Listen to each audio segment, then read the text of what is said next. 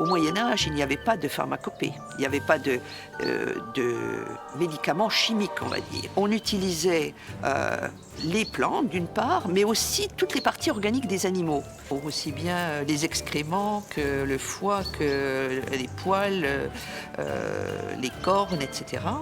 Et on en tirait des potions. On avait beaucoup de peur, on vivait dans la peur, hein. Et surtout la peur du diable, de l'au-delà, de la mort, hein. Et donc évidemment les animaux étaient utilisés parce qu'ils reflétaient tout ça, par leur aspect souvent. Pour moi, c'est le plus beau de mes livres. Déjà, c'est un bel objet. Et puis, j'y ai passé énormément de temps. J'ai passé beaucoup de jours et de nuits de recherche. Toutes les illustrations proviennent de fonds de musée, ce sont des images anciennes. Les animaux sauvages gardent toujours, à nos yeux, une part de mystère.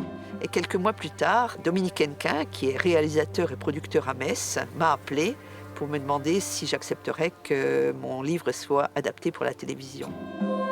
Certains ont une réputation peu flatteuse. Oh, toi, créature mi-souris, mi-oiseau, toi qui vis pendu par les pieds, tu ne peux être qu'un monstre.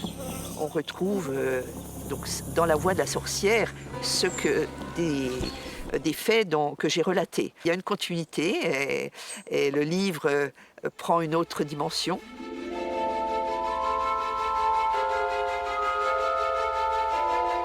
Alors ça, ce sont effectivement de vieux grimoires qui m'ont permis de chercher des informations sur la sorcellerie et bien sûr les animaux qui ont été associés aux sorcières au cours des siècles. Bon, ça, c'est un traité de démonologie, donc l'étude des démons, qui est fort intéressant et un peu une transgression pour moi.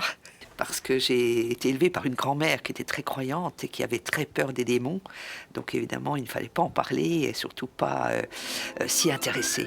Certains animaux qui étaient noirs, notamment de couleur noire, étaient forcément associés au diable à l'époque, puisque c'était la couleur de la mort, la couleur du mal, en quelque sorte. Ils sont réhabilités. Donc maintenant, évidemment, il faut souhaiter qu'ils ne subissent plus de mauvais sorts. Ils le méritent.